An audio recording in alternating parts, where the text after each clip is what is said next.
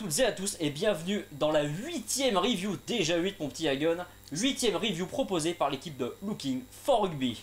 Et donc, ce coup-ci, comme vous l'attendiez tous, on fait la spéciale derby francilien. Enfin, on y arrive, c'est le match retour. Voilà. Retrouvez le match aller en lien dans la description. Et oui, il y avait déjà eu un match aller. Oui, un match aller. Un match aller, oui, resté fameux pour son rebond et son arbitrage un petit peu bizarre. Mais bon, écoutez, ça on va pas y revenir dessus. Toutes les infos sont dans la review concernée. Ce sont les aléas du sport et voilà. Donc maintenant, on va vous parler de ce match retour, tant attendu par un superbe temps, faut le dire. Ce derby prend place dans la 24e journée du championnat de France, le fameux top 14, qui n'en est plus qu'à 3 journées de la fin, si on compte cette journée, justement la 24e journée. Et donc tous les matchs sont décisifs désormais. Ça fait quand même quelques temps que les matchs sont décisifs quand même. Ouais, mais là ça commence à coûter très cher. Là, les matchs commencent à coûter très cher, les victoires, les défaites. Et justement, venons-en au contexte de ce match, mon petit Hagen. En ce qui concerne le Racing, qui reçoit d'ailleurs. Donc le Racing reçoit le Stade Français. Donc précédemment, le Racing s'est déplacé à Oyonnax. Oui. Malheureusement, à Oyonnax, donc voilà, ça s'est fini par une défaite, une assez courte défaite. Voilà, il y a eu un arbitrage qualifié par certains de litigieux sur la dernière action. Mais voilà, mais il faut quand même comprendre et savoir que le Racing n'a plus gagné depuis le mois de mars, au moment où cette journée se présente, au moment où le Stade Français arrive à Colombes. Le Racing n'a plus gagné depuis le mois de mars. Ça s'enchaîne assez mal depuis ce quart de finale perdu à domicile contre les Saracens. Voilà, donc le Stade Français n'est pas vraiment au mieux non plus, battu chez lui pour la 3e fois de la saison. On vous a fait une review là-dessus, lien dans la description. Contre le Stade Toulousain qui est l'équipe en forme de cette fin de saison. Une équipe très en forme. Vraiment, même si ce n'est pas l'équipe la plus en forme de la phase retour, puisque c'est le Castres Olympique qui est l'équipe la plus en forme en fait. Oui, c'est vrai, de la phase tout à fait. retour. Voilà, Castres Olympique qui fait quand même son comeback et qui n'est pas encore sauvé, mais presque. Donc Stade Français qui n'est pas au mieux non plus. En ce qui concerne les compositions d'équipe, le Racing a présenté quelque chose de relativement classique, à ceci près que c'est la première fois que Kazé Laolala, Jonathan Sexton et le jeune Dumoulin, Alexandre Dumoulin, sont alignés en même temps, parce qu'à cause de méformes et de blessures qui ont frappé chacun de ces 3 joueurs, voilà, on aurait quand même aimé les voir plus souvent alignés. C'est la première fois à l'antépénultième journée, n'est-ce pas? Exactement. Pour les amateurs de langue française. Qu'ils sont alignés ensemble. Donc ce sont des joueurs de grande qualité, il n'y a pas forcément grand chose à craindre a priori là-dessus. Voilà. A priori. Après, bon voilà. On a 3 internationaux, voilà, ils ont l'habitude de situations un petit peu difficiles, ils jouent à la maison, il n'y a pas forcément là-dessus grand chose à craindre.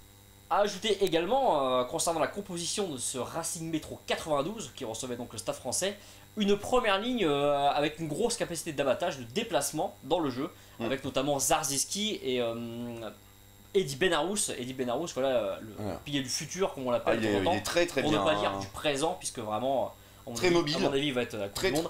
On a des avants, voilà, notamment des piliers avec du Calcon, qui est quand même un pilier relativement mobile dans l'exercice du jeu courant. Donc voilà. Il se propose quand même. Il se propose beaucoup. Il se propose. Une première ligne très mobile, mais peut-être un peu plus faible dans l'exercice de la mêlée fermée. Voilà. Donc face à un pack parisien, un pack du Stade Français quand même réputé assez puissant, avec notamment la caisse Heinke van der Merwe. Ah oui, là ça envoie quand même. Quand même un gros client. Et Slimani. Voilà, Slimani, très bien. C'est quand même des sacrés clients, voilà, un pack assez puissant. Sinon, sur la compo du Stade Français, la seule vraie remarque à faire, c'est qu'à cause de la blessure de Jules Pisson à l'épaule, saison terminée pour Jules Pisson, c'est Mornstein, le grandissime Mornstein, l'idole de tout un peuple, lequel nous ne savons pas trop, mais apparemment il a un gros palmarès derrière lui, c'est ce qui se raconte, c'est la rumeur. On l'a pas trop vu encore, mais on l'a pas trop vu pour l'instant, parce que voilà, il y a l'éclosion du jeune Plisson, il y a des matchs qui se sont mal déroulés, et puis bon. Un joueur en devenir au niveau du Stade Français. Voilà, un joueur en devenir. Plein d'avenir. Là, il n'y a pas de concurrence, c'est bon quoi. Là, il faut qu'il s'exprime. Donc sinon, on a Digby Yohanné qui est là aussi. Il faut savoir que la dernière fois que les deux étaient titulaires, c'était à Bordeaux, et le Stade Français avait gagné à Bordeaux. Donc c'est de bon augure normalement. De bon augure. Voilà. En ce qui concerne les compositions. Venons-en donc au match. Voilà, on vous affiche le tableau synthétique du match. Et là, voilà. Alors là, c'est comment dire. Avant d'en venir au score. Voilà, donc vous voyez, victoire du Stade Français Paris à l'extérieur, la 5e de la saison, après Castres, Toulon, Grenoble et Bordeaux. Voilà, c'est quand même pas trop mal. Je crois que c'est pas le record. Je crois qu'il y a, C'est il pas y a mal, un club à 6 victoires, mais peu importe à l'extérieur. Mais peu importe, voilà. Quelle victoire, mais voilà. Il faut comprendre une chose, c'est qu'à la 18e minute, il y a un fait de match. Qu'importe ce qu'on pense de l'arbitrage, le capitaine est probablement meilleur joueur du monde. Ouais. Non, il y a Kieran Reed, donc n'exagérons pas. Ouais. Mais Sergio Parisse est expulsé. Qu'importe ce qu'on en pense, carton rouge, il est expulsé. Quelles sont les conséquences immédiates? Parlons juste de chiffres, de choses très simples. Le Stade français va jouer À 14. 30 minutes, écoute bien, va jouer 30 minutes à 14 contre 15, 10 minutes à 14 contre 14 suite au carton jaune reçu par Luc Ducalcon, Oui. et 10 minutes à 15 contre 13 suite à l'expulsion également temporaire de Julien Dupuis. Donc on va dire que les augures étaient plus que défavorables quand même. Mais ça, je suis pas trop d'accord parce que normalement, quand on est 13, on peut faire des tenues, des, Ouais, on peut faire des tenues, des lariats de sauter. on peut faire des tas de choses. Mais voilà, c'est donc les règles du rugby à 15. En fait, pas, Ça- on fera un jour en vidéo sur le 13. C'est pas applicable. Mais c'est pas dommage. applicable. C'est Voilà, dommage. voilà, C'est voilà. dommage. On va jouer à 13. Infériorité pendant laquelle d'ailleurs ils encaisseront quelques points, n'est-ce pas? Mais voilà, c'est quand même le fait à retenir du match, c'est ça. Victoire en infériorité numérique du Stade français à Colombes, à l'extérieur, dans un derby. Contre voilà, Grosse le club victoire, Oni, soi-disant, enfin surtout dans la presse qu'il est Oni, mais réellement les joueurs se connaissent depuis l'enfance et donc généralement il n'y a pas trop de Ouais, bisbilles grosse entre eux, victoire. voilà. Grosse victoire, voilà. Sans C'était conteste. assez impressionnant, pas vraiment de conteste possible.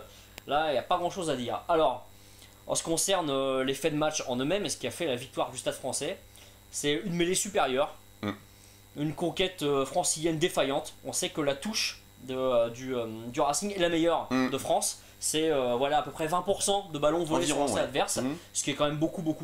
Là, rien. Mais de toute façon, on a été, comme le Racing a été inférieur dans tous les Déficit de secteurs possession. du jeu. Problème de défense, animation offensive Rien. inexistante ou gâchée par des fautes. Catastrophique, un match catastrophique. Rien. Là, À oublier, un moi, Racing, j'étais, un Racing battu de partout. Surtout vers la fin du match, une défense ultra agressive du Stade français, J'étais impossible de très bouger. déçu de la prestation du Racing sur ce match. Je pense que tout le public a été déçu. On a été entouré de supporters franciliens qui étaient écœurés, quoi.